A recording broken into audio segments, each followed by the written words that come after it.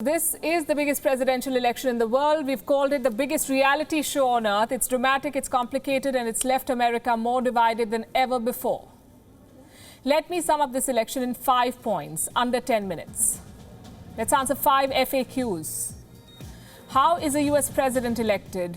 Will the next president be elected in court? What were the biggest issues and controversies in this election? How important is the Indian American vote? And what were the most defining moments of this election? We'll take them one by one. We'll start with the latest. Both Joe Biden and Donald Trump have deployed big teams of lawyers. Will this election be decided in a court of law? The answer is highly likely. I can give you 2 reasons why. Reason number 1, Donald Trump himself, he may not accept the result if he loses, that is. He's been asked this question repeatedly in presidential debates and in interviews. Will he accept the result if he loses? Will he ensure a peaceful transfer of power? Donald Trump has never said yes, which means there's every chance he'll say no.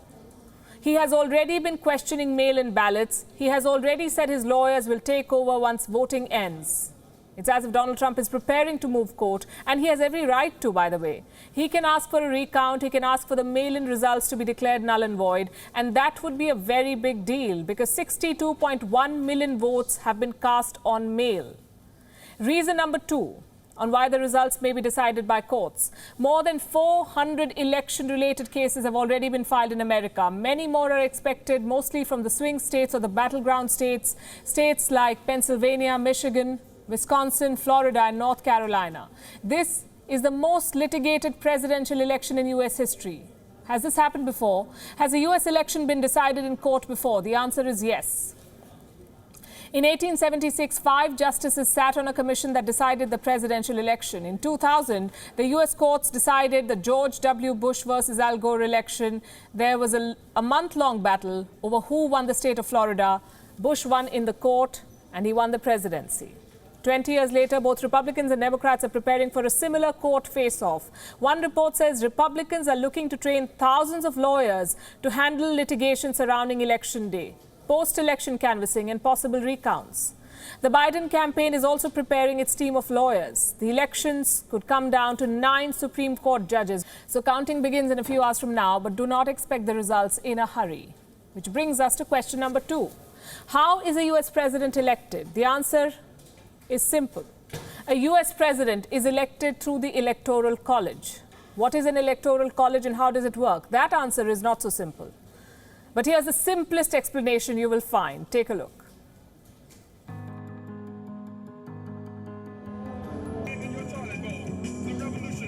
American voters do not elect their president. They vote for electors, or the Electoral College.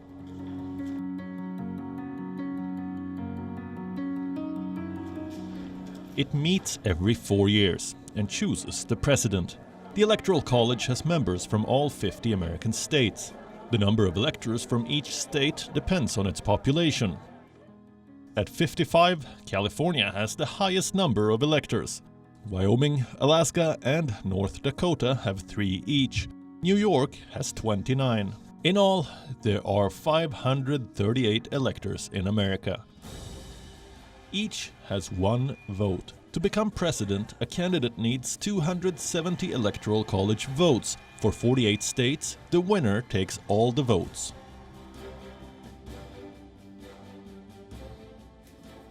Meaning, the party winning the popular vote gets all the Electoral College votes. The margin of victory does not matter. 2 states are exceptions: Maine and Nebraska. They have a district system for allocating electors.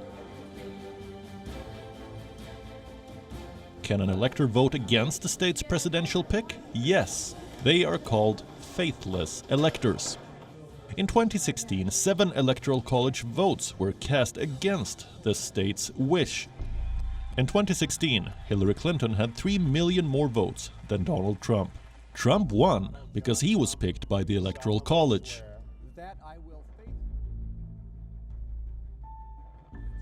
This year, the electors will vote on the 14th of December, as warned. It's a complex system. And you may ask why. Why can't Americans elect their president directly? The founding fathers of the United States believed that the electors could form a necessary buffer to keep the Americans from being influenced by a candidate. Has it worked? Bureau Report, WION. World is One. Question number 3, the biggest issues and controversies. I don't know where to begin, frankly. There were so many this election. Donald Trump's taxes, Hunter Biden's emails, Trump's Chinese bank account, the one he did not tell Americans about, Biden's health, is he fit for office, the question of foreign interference and proximity to China, who will take a tougher stand and punish China for the pandemic. There's so much that was debated in this election. So we'll dwell on the 3 biggest issues that Americans might vote on: the Wuhan virus, jobs, and racism. First to the virus. The US is the worst hit. It has the highest number of cases in the world, more than 9.5 million people. More than 230,000 Americans have died, 230,000. But Donald Trump believes he's done a fabulous job controlling the virus. Critics say he hid information and spread fake news. He called it a little flu. Then he tested positive himself. But he continues to junk the mask and mock Joe Biden, who, by the way, has not quite spelled out what he would have done differently to control the pandemic. Issue number 2, economy and jobs. Donald Trump was doing great before the virus from China came and ruined his report card. Hotels, restaurants, travel and airlines have all been hit now. Though GDP figures show that the American economy has grown at a rate of 33.1% in the third quarter, experts fear a double-dip recession and a record slowdown. According to America's Bureau of Labor Statistics, 12.6 million people are out of work. Can Donald Trump steady that ship? Can Joe Biden steer it towards a recovery? Americans can only hope that they make the right choice. Issue number 3, racism. America burned this summer. The death of George Floyd in Minneapolis triggered a wave of anti-racism protests. The video of Floyd saying he cannot breathe became a chant. There were protests across the country. Donald Trump called the protesters looters, and he was right. Many of them were indeed looters. He sent the military to counter them, but he failed to address the genuine concerns. He refused to denounce white supremacists. Joe Biden's own record on racism is not so great, so Americans aren't really spoiled for choice on this score. Question number 4. What about Indian Americans? How big a role will they play in this election, and who are they likely to vote for? 1.6 million Indian Americans are voting this year. They make up only 1% of the US population, but they have significant political clout, which explains the choice of Kamala Harris, the vice presidential pick of Joe Biden. It's an attempt to woo the Indian diaspora. But has it worked? Traditionally, Indian Americans have leaned towards Democrats. The trend may not have changed significantly this year, even though many in India seem to support Donald Trump. Indian Americans, according to recent opinion polls, are still backing the Democrats. Has Donald Trump not gained at all? Well, he has. In 2016, only 16% Indian Americans said that they will vote for Trump. In 2020, 28% of them say they support Trump. Do remember, these are only opinion polls. They tend to get it wrong more often than not. So here's how things stand. Both Democrats and Republicans have gone out of their way to reach out to the Indian diaspora. On the 4th of August, the Trump campaign announced the formation of a group called the Hindu Voices for Trump. 2 days later, the Democratic National Convention organized an interfaith service. The Republicans are banking on Trump's camaraderie with Indian Prime Minister Narendra Modi, the success of the Howdy Modi event in Houston and the Namaste Trump event in India.